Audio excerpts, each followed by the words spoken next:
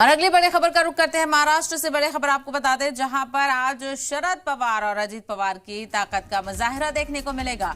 अजीत और शरद पवार ने मुंबई में अलग अलग जगह पर मीटिंग तलब की है, तो वहीं शरद पवार ने दोपहर 1 बजे मीटिंग बुलाई है और अजीत पवार सुबह 11 बजे। यहाँ से अब से कुछ ही घंटों के बाद अजीत पवार पार्टी एमएलए और एमपी से मुलाकात करेंगे। तो आपको बताते चले, महाराष्ट्र में सियासी बहरान देखने को मिल रहा है।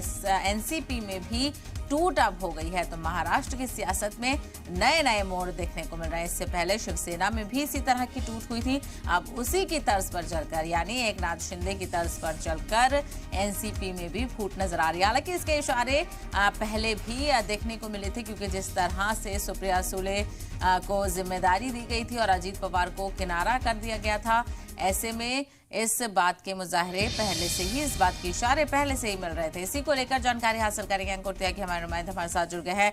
अंकुर, क्या कुछ चर्चाएं हैं इस वक्त महाराष्ट्र की सियासत को लेकर?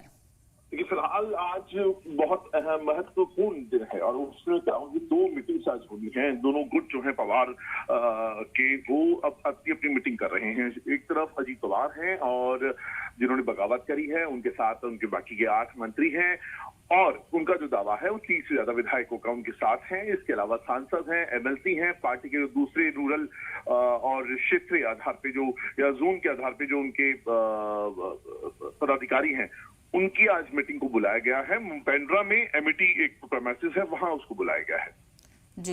दूसरी मीटिंग 1 बजे है। ये मीटिंग खुद शरद पवार ने बुलाई है। शरद पवार यहाँ पर अपना शक्ति प्रदर्शन करना चाहते हैं, तो और वो उसमें इस वक्त, हालांकि उनके साथ कोई बहुत ज्यादा बड़े नाम नहीं है। जयंत पाटिल हैं, अनिल देशमुख हैं, सुप्रिया सुले हैं, जितेंद्र आव्हाड हैं।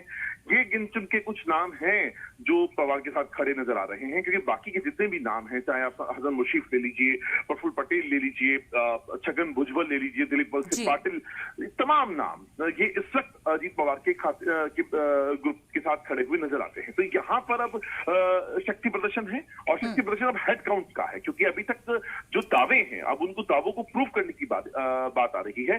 किसके साथ कितने विधायक, आज यहाँ पर क्लियर तौर पे पता चलने वाला है, ऐसा लग रहा है।